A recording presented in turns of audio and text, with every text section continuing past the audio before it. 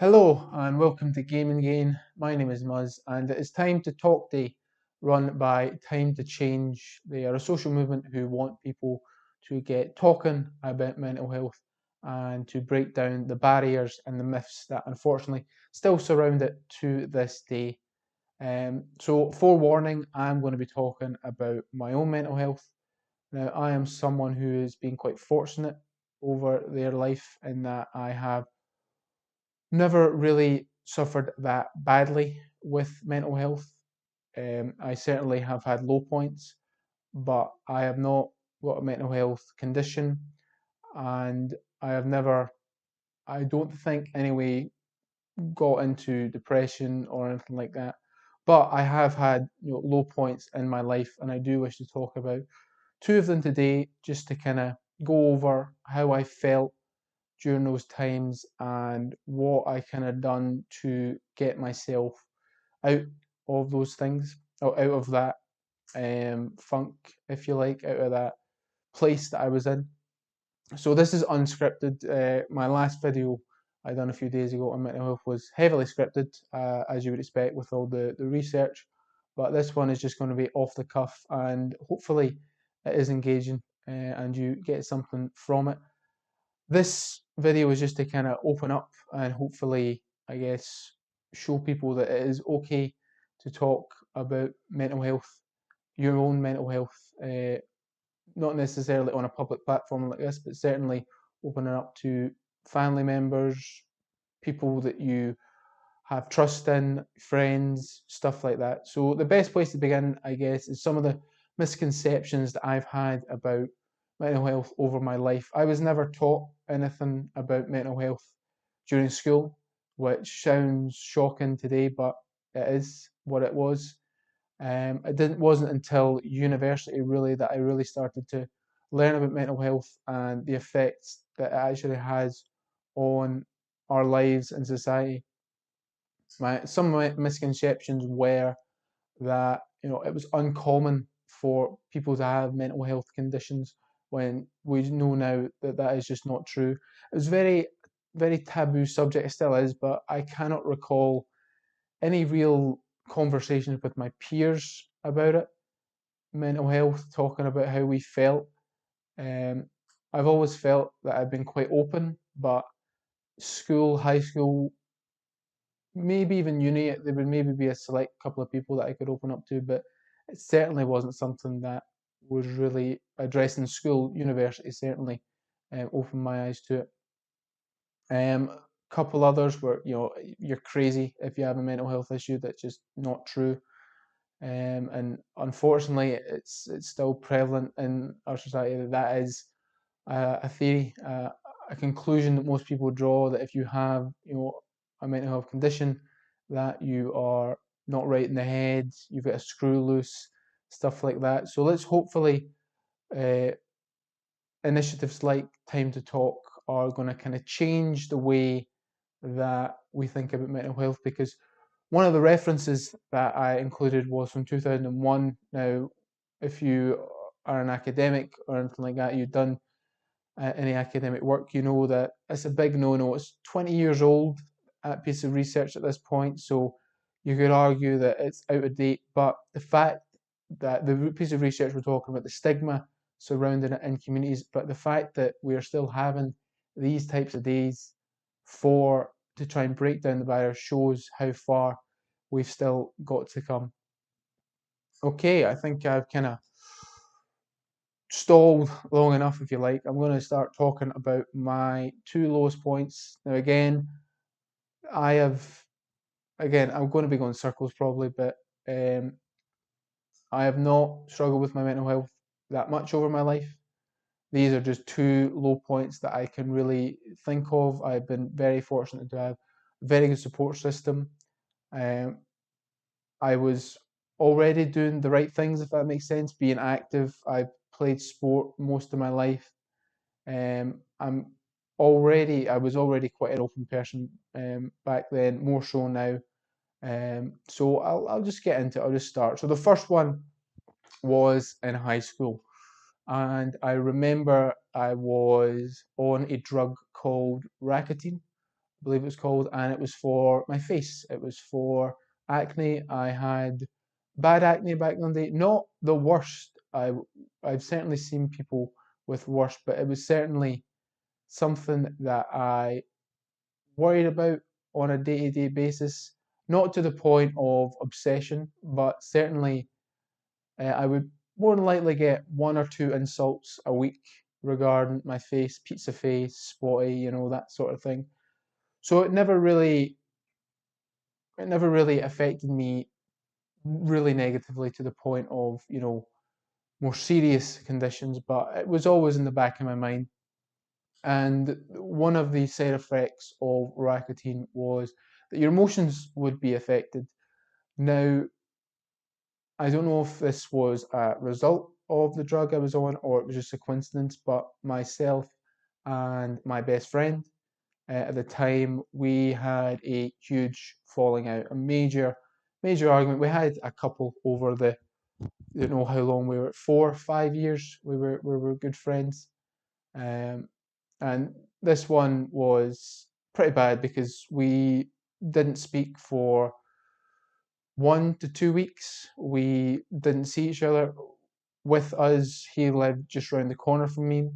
We would walk to school together, and most often we would walk home together.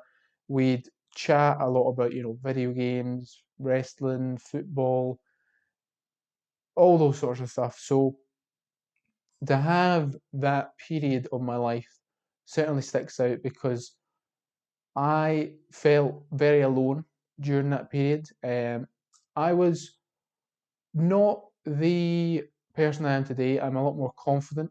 I was very shy, very nervous. I still am to certain extents in big group settings, but certainly back then, talking to new people, talking to people who I didn't know, trying to make new friends was not something I was good at.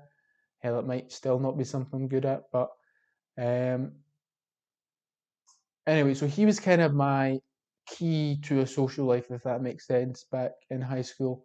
He was confident, I was his sidekick, if you like, at that point, and I just lost all of that, all of those connections.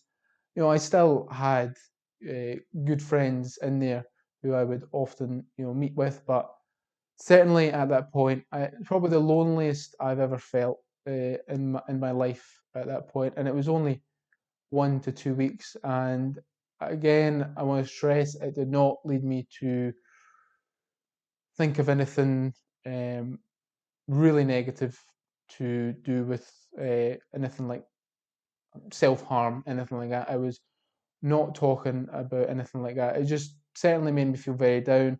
Now, add on to that, this drug, it was probably really doing a number on my emotions as well. So it was a a tough time. But the way that we eventually came back was just a chance encounter in the corridor. I believe he was at another subject that had actually been moved to a room that was next to the subject that I was just about to go into, and it was the first time I'd seen him in days, and we just looked at each other and started talking again.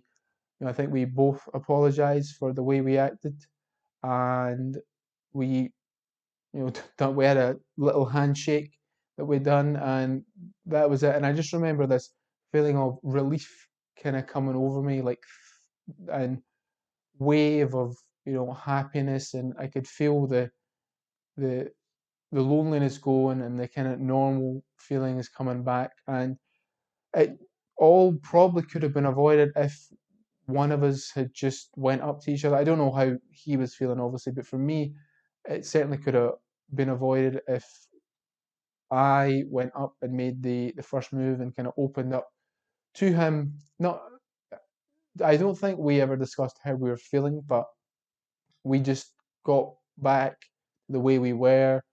We were walking to school again, and yeah, it all went back to normal. But that period in high school was certainly that's the loneliest period of my life that I have felt.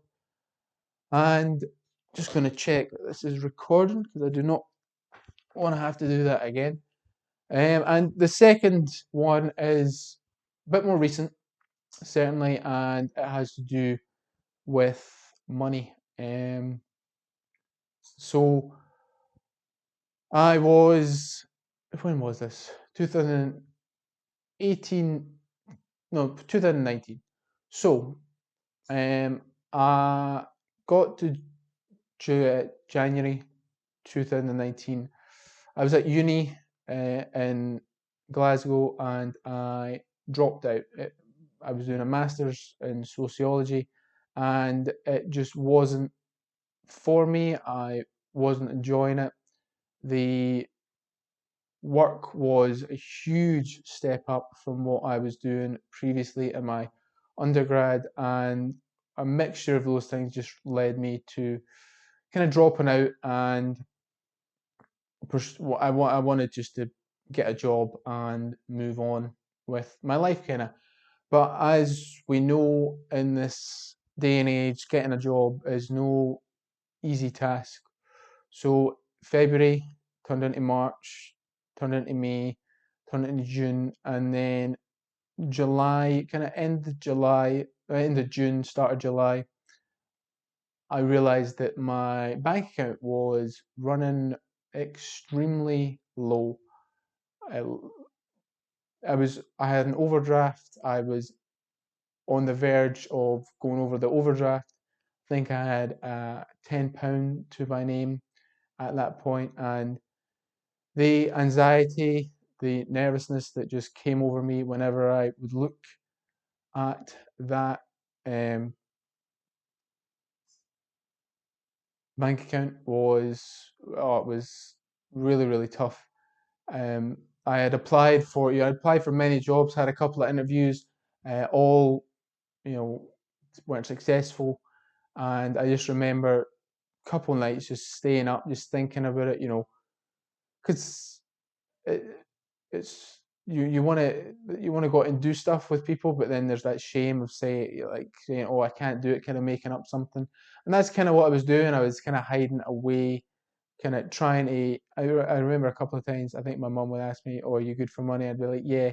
I was sitting there knowing that I wasn't, and just the shame really of being in that position when you know already having the shame of kind of dropping out of uni and then not getting a job and then the money trouble start coming in. It was a lot, and I could feel myself really starting to be affected by this. But I was still being active.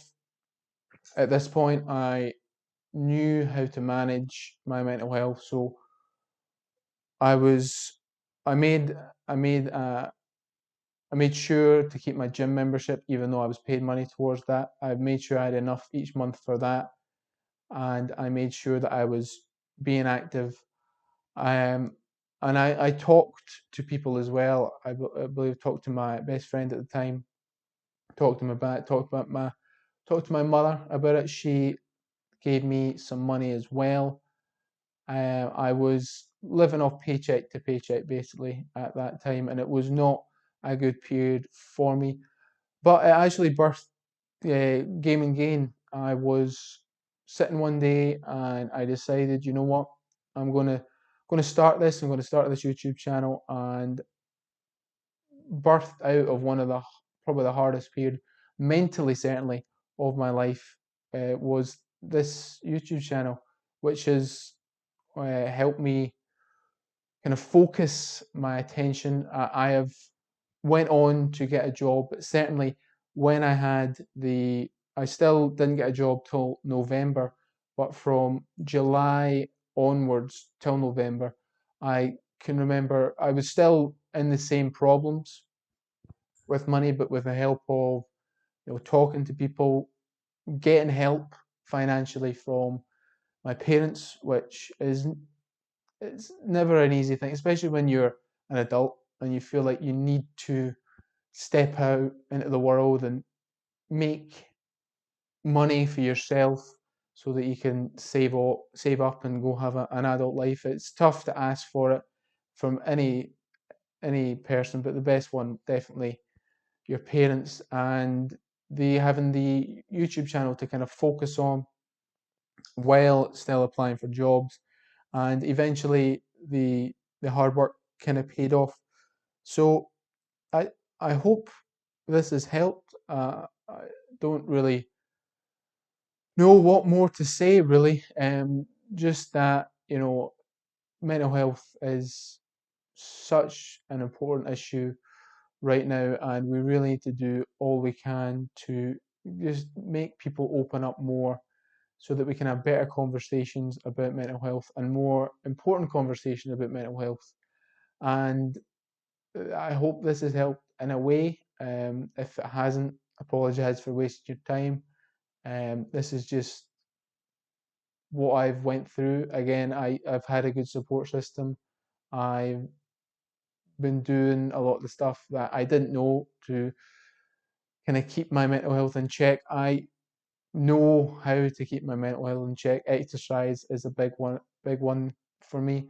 If I don't exercise for a week, maybe not even a week, 2 weeks, 3 weeks, I can notice a change in my mood. Certainly, I become a lot more kind of introverted, a lot angrier at stuff, a lot easier to kind of flip the switch on anger. And whenever I feel like that, I know it's time to, focus on the exercise and the YouTube as well. The YouTube has really helped me just focus on moving forward. I get nervous, sometimes putting up some of the videos, but feel nervous right now talking about this. But certainly it has helped just focus me and give me something to create. I feel like I'm quite a creative person, but I can't draw, I can't paint, I can't do anything like that. And this is my way of expressing my creativity. And I really enjoy it. So I hope you've enjoyed this. Again, I probably went in circles a lot there, but I hope you got something from this. Let's talk about mental health. Let's break down these barriers and these stigmas, and let's focus on making it a more open society for talking about mental health and understanding mental health. And a lot of good work has been done, like Time to Change, Time to Talk Day. Also in schools, mental health is now a subject for some um, pupils in Scotland, which is, I think, fantastic. A lot of schools are doing a lot on well-being and understanding more about mental health, educating their pupils more on mental health. And I think that needs to go wider in society. We need to educate a lot more people on the effects of mental health and some of the stigmas and that the myths around mental health. So I hope you enjoyed. I hope you've gotten something from this. Let's talk about it. Thank you.